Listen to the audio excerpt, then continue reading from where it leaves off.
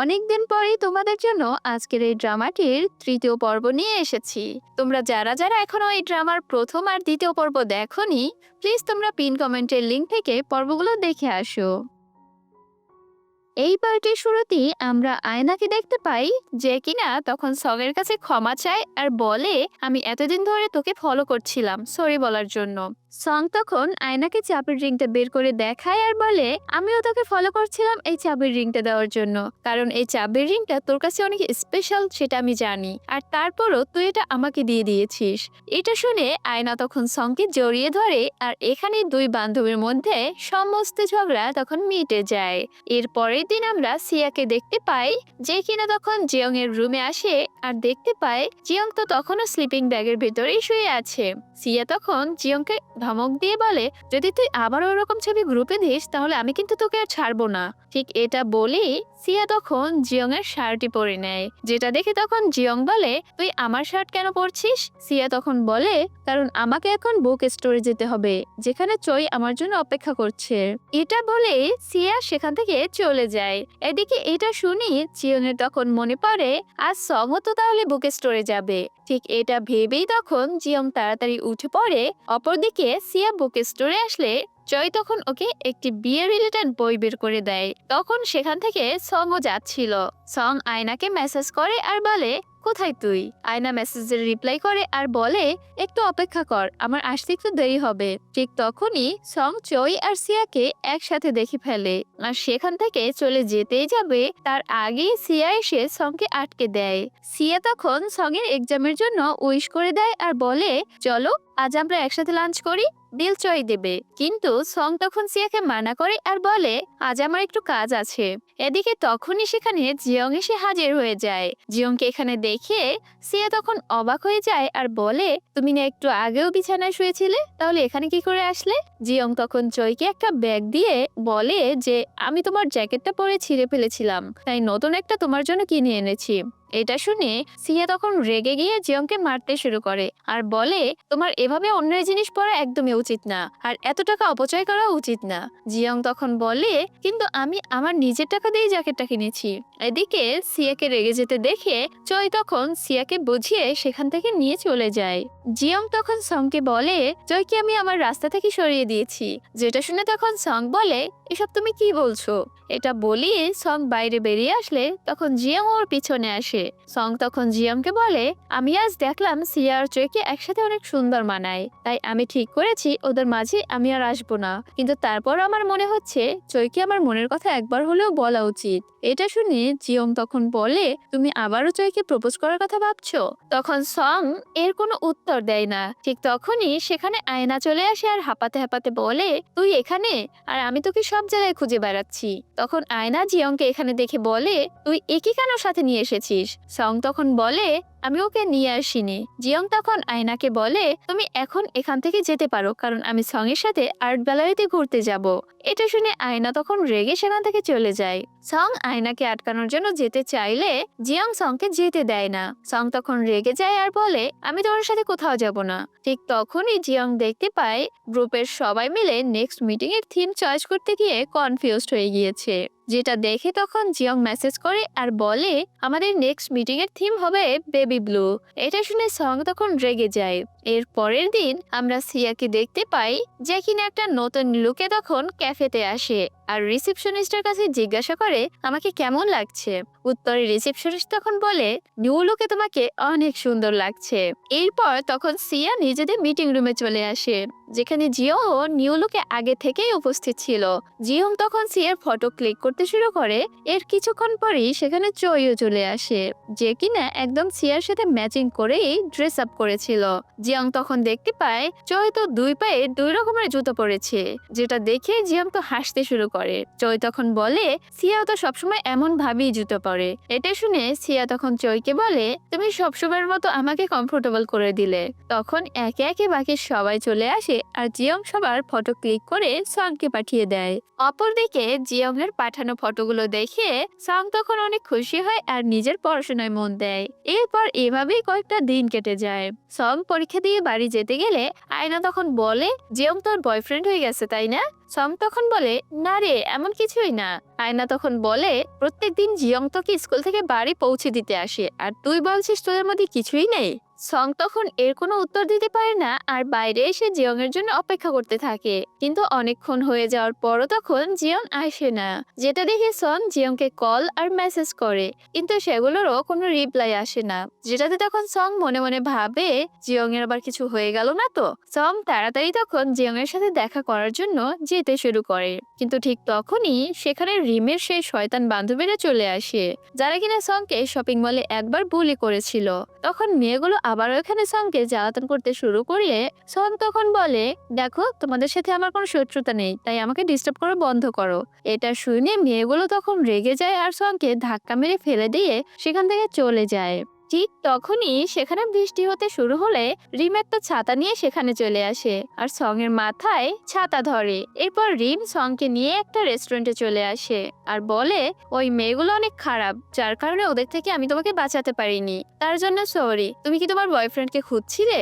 Song তখন বলে, না, আমার কোনো বয়ফ্রেন্ড নেই, আমি তো আমার এক ফ্রেন্ডকে খুঁজছিলাম। এটা শুনে রিম তখন মনে মনে একটু খুশি হয়। এর কিছুক্ষণ পর সং যখন বাড়ি যাচ্ছিল তখন রাস্তায় ও জিয়ংকে দাঁড়িয়ে থাকতে দেখে, যে কিনা বৃষ্টির মধ্যে দাঁড়িয়ে ছিল। যেটা দেখে তখন সং বলে, তুমি এভাবে বৃষ্টিতে কেন ভিজছো? তোমার কাছে ছাতা নেই? জিয়ং তখন সংকে বলে, সরি, আমি সময় মতো তোমাকে আজ নিতে আসতে পারিনি। আসলে আমি আমার বন্ধুদের বলেছিলাম সকালে অ্যালার্ম সেট করতে, কিন্তু ওরা রাতের অ্যালার্ম সেট করে দিয়েছিল, তাই যখন আমি ঘুম থেকে উঠি তখন অনেক দেরি হয়ে গিয়েছিল। এজন্য আমি তাড়াহুড়ো করে আসতে গিয়ে ফোন আর মানিব্যাগ আনতেই ভুলে গেছি। সং তখন বলে, আমারও তোমার জন্য অনেক চিন্তা হচ্ছিল। যেটা শুনে তখন জিয়ং তো বেশ খুশি হয়ে যায়। ঠিক তখনই জিয়ং হাঁচি দিতে শুরু করে, যেটা দেখে সং তখন বলে, তোমার তো ঠান্ডা লেগে গেছে, এক্ষুনি আমার সাথে হসপিটালে চলো। কিন্তু জিয়ং তখন বলে, এসবের কোনো দরকার নেই, আমি এমনিতেই অনেক স্ট্রং। তবে এই কথাটা বলতে গিয়েই জিয়ং তখন আবারও হাঁচি দিয়ে বসে, যেটা দেখে সং তখন জিয়ং এর হাত ধরে হসপিটালে নিয়ে যেতে চায়, কিন্তু জিয়ং আবারও সংকে আটকায় আর বলে, আমি এখন তোমার সাথে কিছুটা সময় কাটাতে চাই। এরপর আমরা তখন ওদের দুজনকে একটা পার্কে বসে থাকতে দেখি। সং তখন বলে, আচ্ছা, তুমি কেন আমাকে পছন্দ করো? তার একটা কারণ বলো। আর হ্যাঁ, এটা বলো না যে আমি অনেক সুন্দর এজন্য তুমি আমাকে পছন্দ করো, কারণ আমি জানি আমি অতটাও সুন্দর না দেখতে। জিয়ং তখন বলে, আমি তোমাকে পছন্দ করি কারণ তুমি অন্য সব মেয়েদের থেকে একদমই আলাদা। এটা শুনে সং তো রেগে যায় আর বলে, তুমি আমার প্রশংসা করলে নাকি অপমান করলে? উত্তরে জিয়ং তখন বলে, আমি তোমাকে কমপ্লিমেন্ট দিয়েছি। আর তাছাড়া যাকে আমরা পছন্দ করি তাকে পছন্দ করার পিছনে এর কোনো কারণ থাকে না, শুধু ফিলিংস থাকে। এখন তুমি বলো, আমরা কি এখনো একে অপরের ফ্রেন্ড আছি? সং তখন বলে, আমি জানি না। জিয়ং তখন কিছুক্ষণ ভাবে আর বলে, চলো আমরা একে অপরকে একবার কিস করার ট্রাই করি। এই কথা শুনে সং তখন শকড হয়ে যায় আর বলে, এতক্ষণ আমাদের মধ্যে যে বন্ধুত্বের সম্পর্কটা ছিল সেটাও এখন থেকে শেষ। কথাটা বলেই সং তখন রাগ করে চলে যায়, যেটা দেখে তখন জিয়ং অনেক আপসেট হয়ে যায়। এদিকে বাড়ি এসে সং তখন নিজের মুখ পরিষ্কার করতে করতে জিয়ং এর কথাই ভাবতে শুরু করে। তখনই সং এর ইমাজিনেশন সংকে বলে, যখন জিয়ং তোমাকে কিস করার কথা বললো তখন তুমি অনেক এক্সাইটেড হয়ে গিয়েছিলে তাই না? সং তখন বলে, মোটেই না, আমরা তাকেই কিস করতে চাই যাকে আমরা পছন্দ করি, আর আমি তো জিয়ংকে তেমন ভাবে পছন্দই করি না, তাই জিয়ংকে কিস করে নিজে ফার্স্ট কিস নষ্ট করার প্রশ্ন হয়ে আসে না। সং এর ইমাজিনেশন তখন বলে, তাহলে জিয়ং এর জায়গায় চই থাকলে তুমি কিস করতে দিতে তাই না? এটা শুনে সং তখন বলে, না, আমি এটাও করতে পারতাম না। ইমাজিনেশন তখন বলে, তাহলে তুমি কি করতে চাও? আমার তো মনে হচ্ছে তুমি জিয়ংকেই লাইক করতে শুরু করেছো। এরপরের দিন স্কুলে গিয়ে সং আয়না আর নিনাকে তখন বলে, কাল জিয়ং আমাকে কিস করার কথা বলেছিল। আয়না অনেক এক্সাইটেড হয়ে তখন জিজ্ঞাসা করে, তারপর তুই কি করলি? সং তখন বলে, আমি তখন ভয় পেয়ে সেখান থেকে পালিয়ে গিয়েছিলাম। এবার এটা শুনে আয়না আর নিনা একে অপরের সাথে তর্ক করতে শুরু করে, যেখানে তখন নিনা বলে, সং একদম ঠিকই করেছে, কারণ ও জিয়ংকে পছন্দ করে না, তাহলে কেন ওকে কিস করবে? পাল্টা জবাবে তখন আয়না বলে, আরে সং যদি কিস করে তাহলেই তো ওদের মধ্যে ফিলিংস আসবে। এদিকে নুক তখন জিয়ংকে বোঝানোর চেষ্টা করে আর বলে, তুই এত চিন্তা কেন করছিস? তুই তো সঙ্গকে শুধু একটা কিসের কথাই বলেছিস, এটা তেমন কোনো বড় বিষয় না। কিন্তু লি তখন বলে, তুই ভুল করে ফেলেছিস, তোর ওকে এভাবে সরাসরি কিসের কথা বলা একদমই উচিত হয়নি।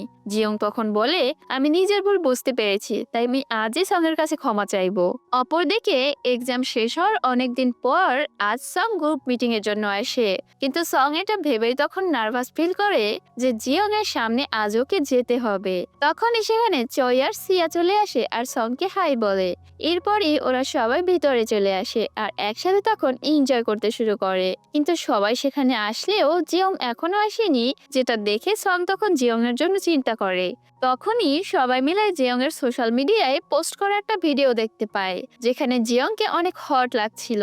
এদিকে ঠিক তখনই জিয়ং অদ্ভুত রকমের মেকআপ করে সেখানে হাজির হয়। সিয়া তখন সংকে বলে, সবার আগে তুমি গিয়ে পোজ দাও। কিন্তু এটা শুনে জিয়ং তখন রেগে যায় আর বলে, আজ সবার আগে আমি পোজ দেব। কথাটা বলে জিয়ং স্টেজে উঠে যায় আর অদ্ভুত রকমের পোজ দিতে শুরু করে, যেটা দেখে তখন সিয়া অনেক রেগে যায় আর জিয়ংকে ধরে পেটায়। এভাবেই একে একে সবাই পোজ দিতে শুরু করে আর বাকিরা স্কেচ বানায়। এদিকে সং আর চয় নিজেদের করা স্কেচ নিয়ে একে অপরের সাথে হাসাহাসি করতে থাকে, যেটা দেখে তখন জিয়ং অনেক বেশি জেলাস ফিল করে আর বাইরে চলে আসে। সংও তখন জিয়ং এর সাথে কথা বলতে জিয়ং এর পেছন পেছন আসে, কিন্তু কিছু বলার আগে তখন সেখানে সিয়া চলে আসে আর যেটা দেখে জিয়ং তখন চলে যায়। এর কিছুক্ষণ পর তখন গ্রুপের সবাই জিয়ং আর সংকে আইসক্রিম কিনতে একসাথে পাঠায়। সং এখানে নিজের পছন্দের আইসক্রিমটা খুঁজতে গিয়েই তার নাজেহাল অবস্থা হয়ে যায়, যেটা দেখে জিয়ং সংকে সাইড করে আর নিজেই সং এর পছন্দের আইসক্রিম তখন খুঁজে বের করে দেয়, যেটাতে সং তো বেশ খুশি হয়ে যায়। কিন্তু পরক্ষণে জিয়ং এর মনে পড়ে ও তো সনের উপর রেগে আছে, তাই জিয়ং আবারও মুখ ফুলিয়ে সাইডে গিয়ে চুপচাপ দাঁড়িয়ে পড়ে। এদিকে দুটো মেয়ে তখন জিয়ংকে দেখে ক্রাশ খেয়ে বসে আর বলতে থাকে, ছেলেটা তো অনেক হ্যান্ডসাম। অপর মেয়েটি তখন সংকে দেখিয়ে বলে, হয়তো এই মেয়েটা ওই ছেলেটার গার্লফ্রেন্ড। অন্য মেয়েটি এটা শুনে তখন বলে, এটা তো হতেই পারে না, দেখছিস না মেয়েটা কতটা আগলি, মেয়েটা হয়তো কোনো স্টকার। এসব কিছুই তখন সং শুনতে পায় আর অনেক রেগে যায় আর বলে, আমি ওর গার্লফ্রেন্ড না আর কোনো স্টকারও না, না জেনে তোমরা একজনের বিষয়ে কিভাবে এসব বলতে পারো। তখন জিয়ং সেখানে চলে আসে, যেটা দেখে সং তখন বলে, এদেরকে বলে দাও যে আমি তোমার পেছনে নয়, বরং তুমি আমার পেছনে ঘোরো। জিয়ং তখন বলে, হ্যাঁ আমি সংকে অনেক বেশি পছন্দ করি। এটা বললে জিয়ং তখন মেয়ে দুটোকে ভয় দেখিয়ে সেখান থেকে ভাগিয়ে দেয়। সং তখন বলে, দেখলে, এজন্যই আমি তোমার গার্লফ্রেন্ড হতে চাই না, কারণ তুমি অনেক বেশি হ্যান্ডসাম আর তোমার জন্য লোকেরা আমাকে এভাবে জাজ করবে যে আমি অনেক আগলি। এটা বলেই সং তখন রেগে জিয়ং এর পেটে ঘুষি মারে আর চলে যায়। এরপর আমরা দেখতে পাই গ্রুপের সবাই মিলে তখন ক্যাফেটা সুন্দর করে সাজাচ্ছিল।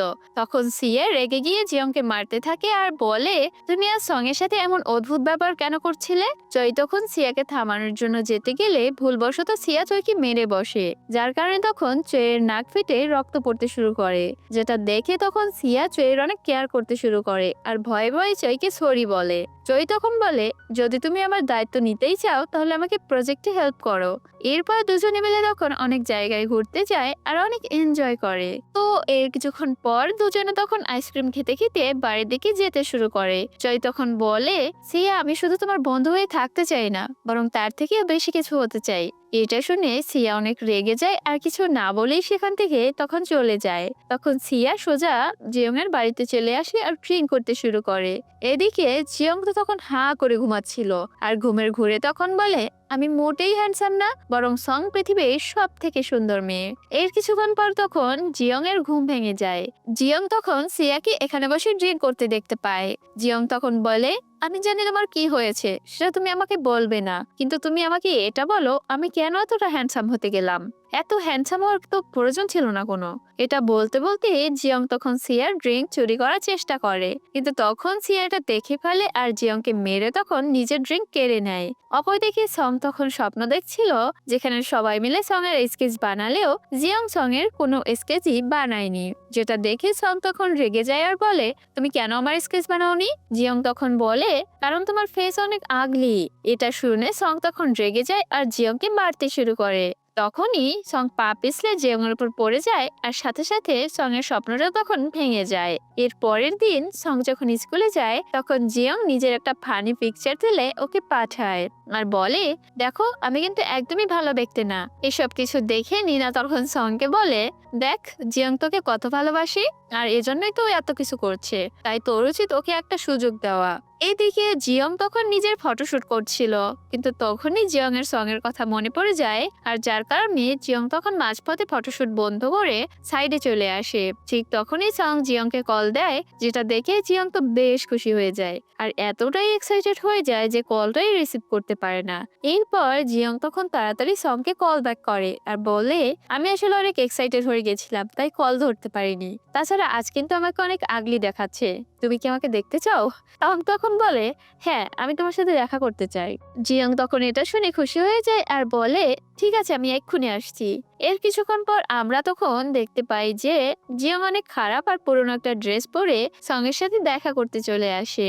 তার সাথে জিয়ং নিজেকে আগলি দেখানোর জন্য ফেজে ময়লা মেখে এসেছে। জিয়ং তখন সংকে বলে, আমাকে নিউ লুকে কেমন লাগছে? আগলি লাগছে তো? সং তখন বলে, কাল আমি তোমার সাথে খারাপ ব্যবহার করেছি, তার জন্য আমি সরি। জিয়ং তখন বলে, কোনো ব্যাপার না, আমি ওসব ভুলে গেছি। এখন তো আমাকে আগলি লাগছে, তাহলে এখন আমি তোমাকে লাইক করতে পারি? সং তখন বলে, আমি এসব জানি না, তোমার যা ইচ্ছে হয় তুমি তাই করো। জিয়ং তখন বলে যে তার মানে তুমিও আমাকে লাইক করতে শুরু করেছো আর সেজন্যই তো আমাকে লাইক করা থেকে আটকালে না, তাহলে চলো এখন আমরা একবার কিস করার ট্রাই করি। জিয়ং এর কথা শুনে সং তখন আবার রেগে যায় আর যেটা দেখে জিয়ং ভয়ে পালাতে শুরু করে। এদিকে সং তখন জিয়ংকে ধরার জন্য দৌড়াতে শুরু করে আর জিয়ংকে ধরার চক্করে পেছন থেকে জড়িয়ে ধরে, যেটাতে জিয়ং তো মহা খুশি হয়ে যায়। কিন্তু পরক্ষণই সং জিয়ংকে ধাক্কা দিয়ে ফেলে দেয় আর ড্রিঙ্ক আনার বাহানা দিয়ে সেখান থেকে চলে যায়। এদিকে জিয়ং তখন সেখানে এক গ্র্যান্ডমাকে বসে থাকতে দেখতে পায় আর তার সাথে গিয়ে বসে গল্প করতে শুরু করে। এর কিছুক্ষণ পর সং তখন ড্রিঙ্ক নিয়ে ফিরে আসলে দূর থেকে জিয়ংকে গ্র্যান্ডমার সাথে গল্প করতে দেখে আর অবাক হয়ে জিয়ং এর দিকে তাকিয়েই থাকে। আর এর কিছুক্ষণ পর সং আর জিয়ং একসাথে তখন গ্র্যান্ডমার স্কেচ বানায় আর উপহার হিসেবে সেটা গ্র্যান্ডমাকে দিয়ে দেয়, যেটা দেখি তখন গ্র্যান্ডমা অনেক খুশি হয়ে যায়। এর পরের দিন সং এর এক্সামের রেজাল্ট প্রকাশ করা হয়, যেখানে সং অনেক ভালো মার্কসই পেয়েছিল। সং তখন আয়না আর নিনাকে বলে, এখন তো আমার রেজাল্টও আগে থেকে ভালো হয়েছে, তাই আমি ঠিক করেছি মায়ের থেকে আমার ড্রয়িং গ্রুপের বিষয়ে না লুকিয়ে সব বলেই দেব। সং নিজের কথা মতো বাড়িতে এসে মাকে তখন রেজাল্ট দেখায় আর বলে, আমি একটা ড্রয়িং গ্রুপে জয়েন হয়েছি, সেখানে কোনো রুলস নেই আর সব মেম্বাররাই অনেক ভালো। এটা শুনে সং এর মা তখন বলে, এসব ফালতু বিষয়, দুনিয়া এভাবে চলে না, তাই তোমার উচিত এসব কিছুতে সময় নষ্ট না করে নিজের পড়ালেখায় মন দেওয়া। এটা শুনে সং তখন অনেক রেগে যায় আর বলে, আমার গ্রুপটা কোনো ফালতু গ্রুপ না আর ওখানকার মেম্বাররাও ফালতু না, আপনি সবসময় আমার সাথে এমন ব্যবহার করেন যেন আপনার কাছে আমার কোনো মূল্যই নেই। এটা বলে সং তখন কাঁদতে কাঁদতে রুমে চলে যায়। সং এর মা তখন দরজা ধাক্কাতে শুরু করে আর বলে, দরজা কেন আটকেছো তুমি? দরজা খোলো। এসব কিছুই তখন মিন চুপচাপ দেখছিল। অপরদিকে জিয়ং তখন সংকে বারবার কল আর মেসেজ দিতে থাকে, কিন্তু সং কোনো রেসপন্স করে না, যেটা দেখে তখন জিয়ং অনেক চিন্তায় পড়ে যায় আর নিজের স্লিপিং ব্যাগ নিয়ে সং এর স্কুলে যাওয়ার উদ্দেশ্যে তখন বেরিয়ে পড়ে। এর পরের দিন সকালে সং তাড়াতাড়ি রেডি হয়ে যায় স্কুলে যাওয়ার জন্য।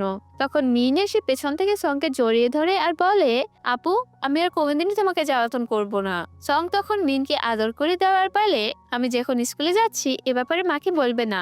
এরপর সং তখন স্কুলে চলে আসে। তখন সং সেখানে স্লিপিং ব্যাগ দেখে অবাক হয়ে যায়, যেটার ভেতর থেকে তখন জিয়ং বেরিয়ে আসে। আসলে জিয়ং কাল রাত থেকে এখানে এসে সং এর জন্য অপেক্ষা করছিল। সং তখন বলে, তুমি আমার স্কুলে কি করছো? জিয়ং তখন বলে, তুমি আমার কল আর মেসেজের রিপ্লাই করছিলে না, তাই আমি তোমার সাথে দেখা করতে এসেছি। কিন্তু তুমি এত সকাল সকাল কেন স্কুলে এসেছো? এদিকে সারা রাত কান্না করার জন্য সং এর চোখ মুখ ফুলে গেছিল, যেটা দেখে জিয়ং তখন রেগে যায় আর বলে, তোমাকে কে মেরেছে এখনই আমাকে বলো, আমি তাকে আজ মজা দেখিয়ে ছাড়বো। সং তখন বলে, আমাকে কেউ মারেনি, কিন্তু তুমি কি আমার মাকে কিছু করতে পারবে? আমার মা আমার ফিলিংস এর মূল্য দেয় না, বরং আমাকে নিজের মন মতো ছাওয়াতে চায়।